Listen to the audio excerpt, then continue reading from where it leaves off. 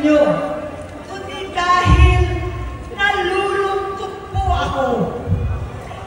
Ipagpaumanhin ninyo kung sa gitna ng pagsasalita ko, ako'y hihinto, hihinga dahil sa bigat ng aking kalooban. Pero hindi yan ang dapat kong ihingi ng paumanhin. Hindi yan ang kasalanan ko sa bayan na dapat ihingi ko ng tawag. Narito po ako dahil sa tawag ng Iglesia ni Cristo para sa transparency, accountability, at hustisya. At dahil sa tawag ng sarili kong konsensya, bilang senador, bilang kapatid, bilang Pilipino. Bata pa lamang kami ni Bongbong. Alam na ng buong pamilya ang problema sa kanya.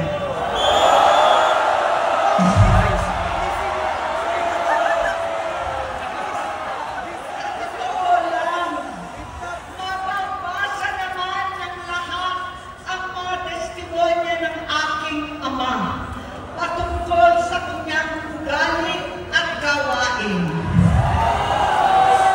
Noon, dahil may tatay pa kami, hindi ko pa siya responsibilidad. Noong tumatanda, ay mas naging nakakabahala. Batid ko na nagda-drug siya.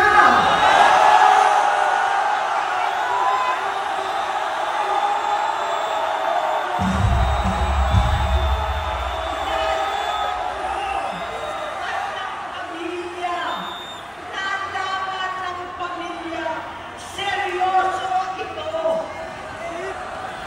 Minsan, kami ng Presidential Guard at Metro Gova ang naglilinis tuwing nagpa-party po sila.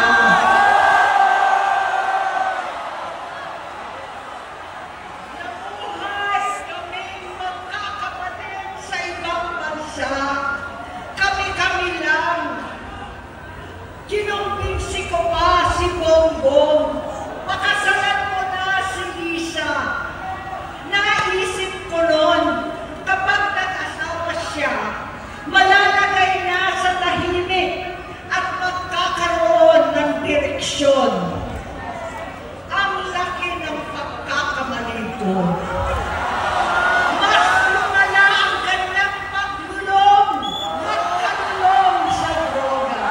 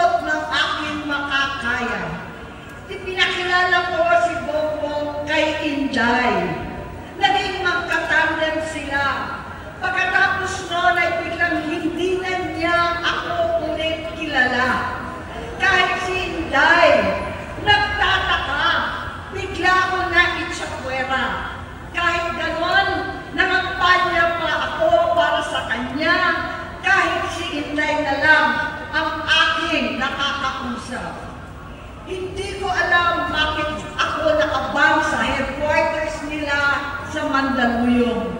Hindi ko alam bakit walang nagre-report sa akin tungkol sa kampanya. Sa totoo lang, masakit mang aminin, nung dinidisqualify na siya, halos papaboran ko na sana dahil may nagsumbong sa akin mula sa kanyang campaign team na gumagamit na naman siya. Nung sinabihan ko, siya at mga taong nasa paligid niya, nagkaisa silang tuluyan akong alisin sa kampanya na ako naman ang bumuo. Sinabi nilang gusto ko na siya ay mag-disqualify para ako ang pumalit. Hindi totoo yun! Iniisip ko ang kalagayan ng aking kapatid at paano siya magsisilbi kung ganyan ang kalagayan niya. Pero pinaparating sa akin na hindi siya lulong at minsan na lamang tuwing nagpa-party. Hindi ko maipaliwanag bakit gusto kong maniwala at hindi mawalan ng pag-asa. Noong nanalo siya, naging pinakamalayo na kami sa isa't isa. Maliban sa opisyal na takbuhan at kapag pumupunta yung nanay namin, hindi ako sumama sa loob ng 3 taon dyan sa Malacanang. Dahil lantaran na doon ang inuman, ang paggamit nila ng cocaine at mga bawal na gamot.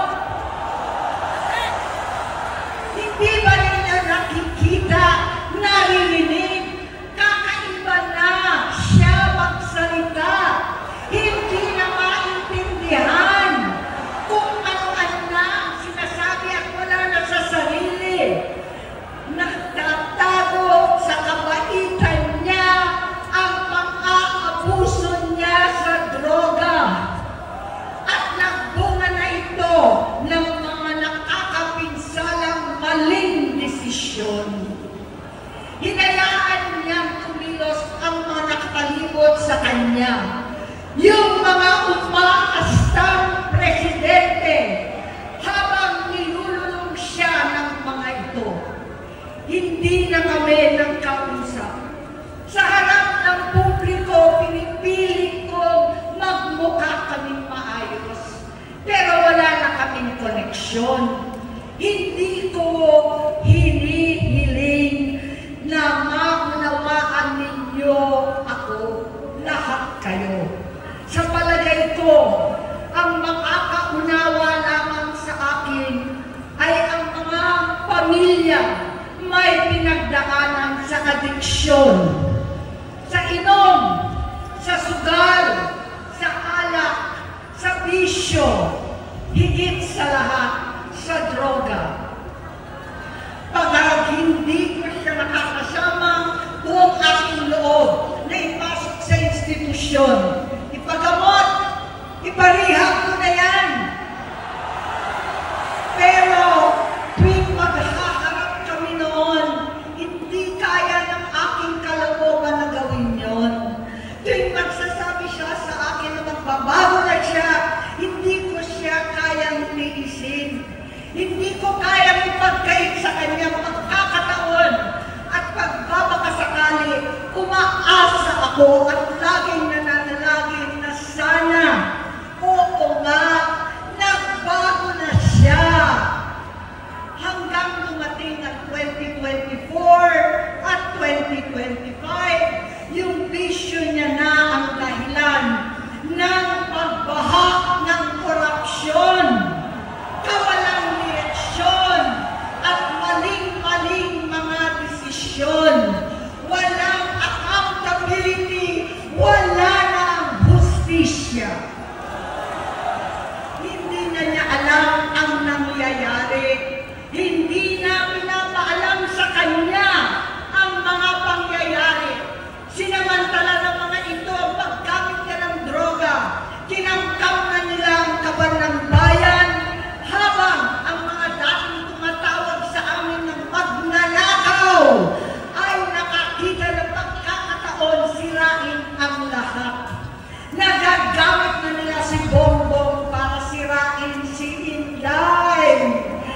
Itinutulak pa nila si Bongbong at ang bayan sa bangin para umastang tagapagligtas.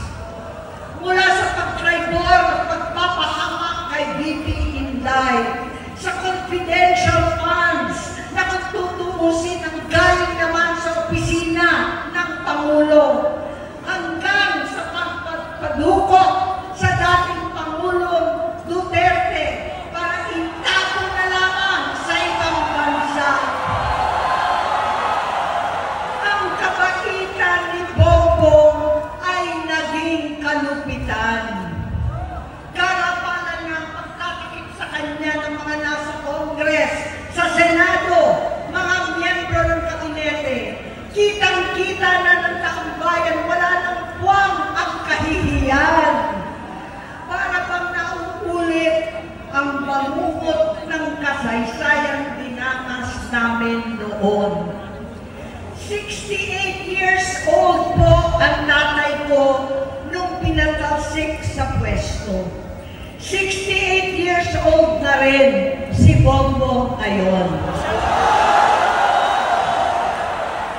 November 17 din, noong 2021, nung nakumbinsi ko si Inday na magbise kay Bongbong. November 18 po, bukas, ang ikatlong araw natin. Siyam na taon na nakakaraan, saktong November 18 pa talaga, na pinatiting ni Pangulong Duterte ang tatay ko sa libingan ng mga bayani.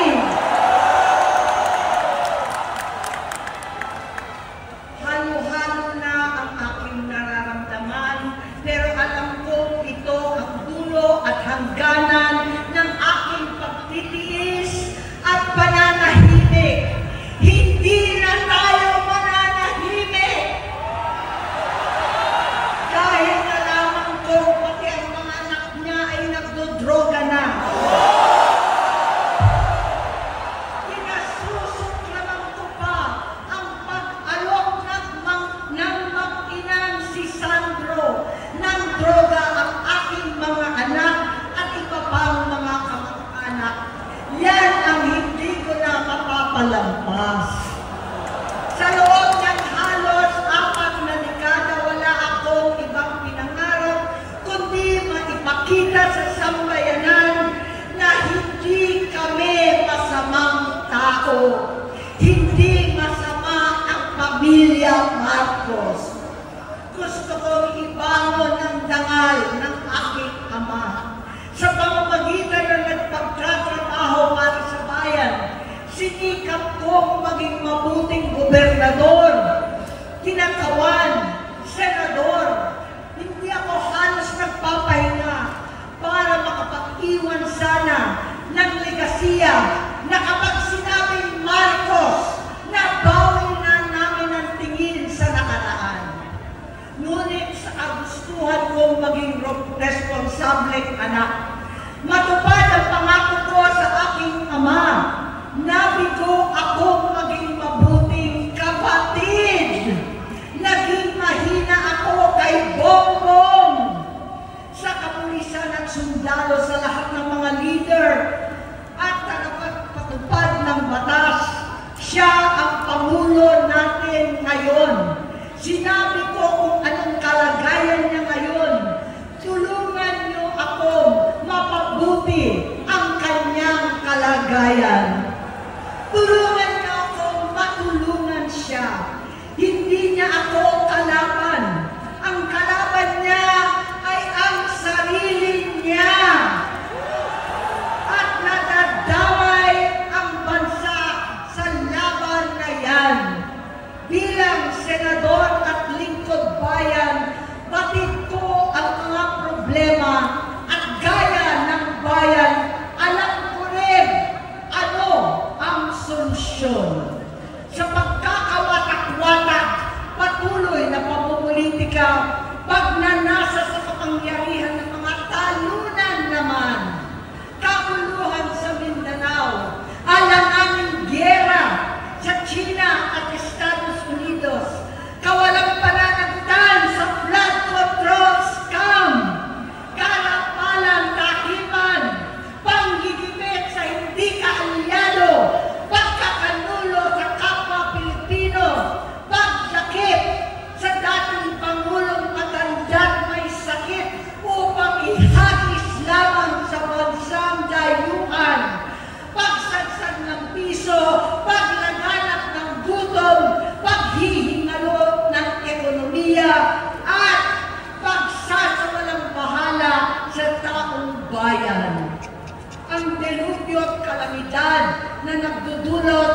parusa.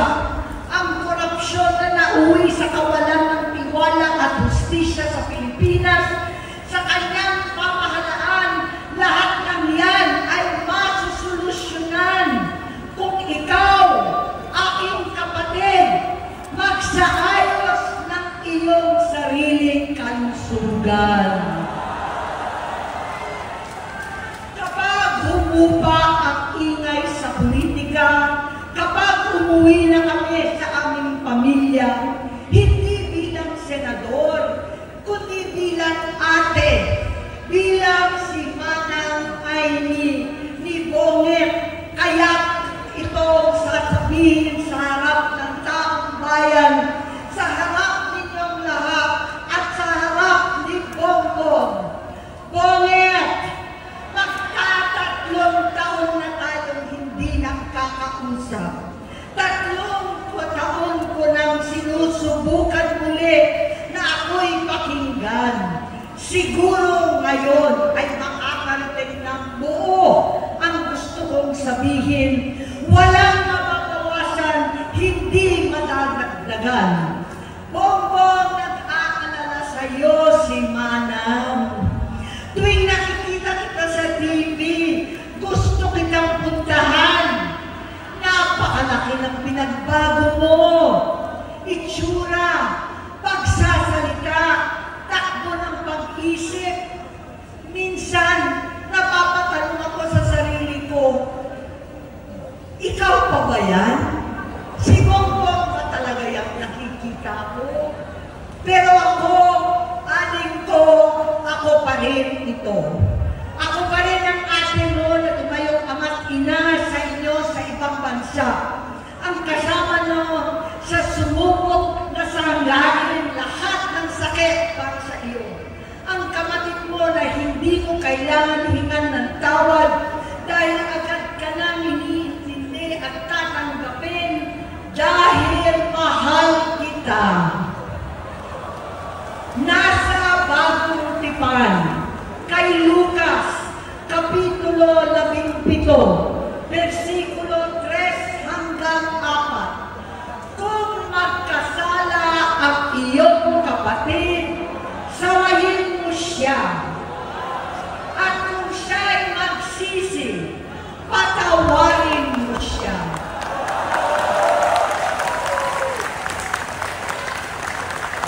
Tama na, ading ko. Tapusin mo na ang paghihirap mo at ng bayan. Gaya nung umalis tayo sa palasyo, kaya mo pa rin hawakan ang iyong kamay, huwag kang matakot. Malaki na ang dulot sa iyo ng droga. Sinisisi ko ang sarili ko dahil hindi ako nakinig sa mga sumbong. Hindi ako nakialam. Hindi ako maniwala. Pero hindi pa huli ang lahat. Tama na, ading ko. Magpahinga na tayo. Umuwi na tayo. Magpagamot, magpagaling at nangangako ako. Hindi ako malilingan, hindi ako magkukulang. Lahat ng kasama mo ngayon, hindi natin kasama sa pinakamadilim na bahagi ng buhay natin. Kasama mo sila ngayon dahil nasa taas ka pa. Ako at ang ating mga tunay na kapatid dito sa Luneta ang kasama mo kahit magdilim ulit ang lahat. Talikuran mo ang iniisip at ibinubulong lang ang misyon. Unahin na natin ang kalusugan mo dahil sa adiksyon na bigyan mo ng malubhang karamdaman ang buong bansang Pilipino. Matatanda na tayo, sakitan na si Mami, alagaan na lang natin ang isa't isa. Kaliwat kanan man ang panghuhusga sa akin, malinaw sa aking puso na dapat mauna ang Diyos, ang bayan, pamilya at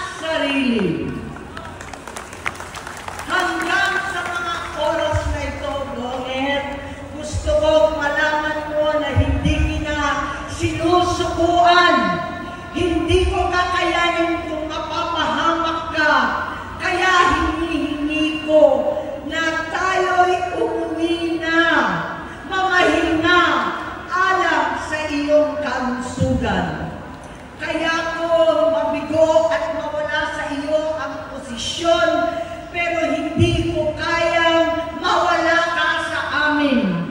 Ayusin mo ang sarili mo. Magpagamot, alisin ang droga sa iyong sistema. Wala akong ibang gusto kundi gumaling ka, malagpasan natin ito muli. Dahil wala akong ibang hinahangad bilang ate, kundi maging masaya ka, maging ligtas sa panganib, malusog, matagumpay sa buhay. Itama ang mali, labanan ang adiksyon, at ako hindi kailanman aalis sa iyong tabi. Susuporta at hindi titigil manalangin kasama ninyo dito sa Luneta at sa buong mundo. Dahil iyon naman ang tungkulin at ibig sabihin ng salitang kapatid, kapatid, mabuhay kayong kakapatid. Maraming salamat po, Senator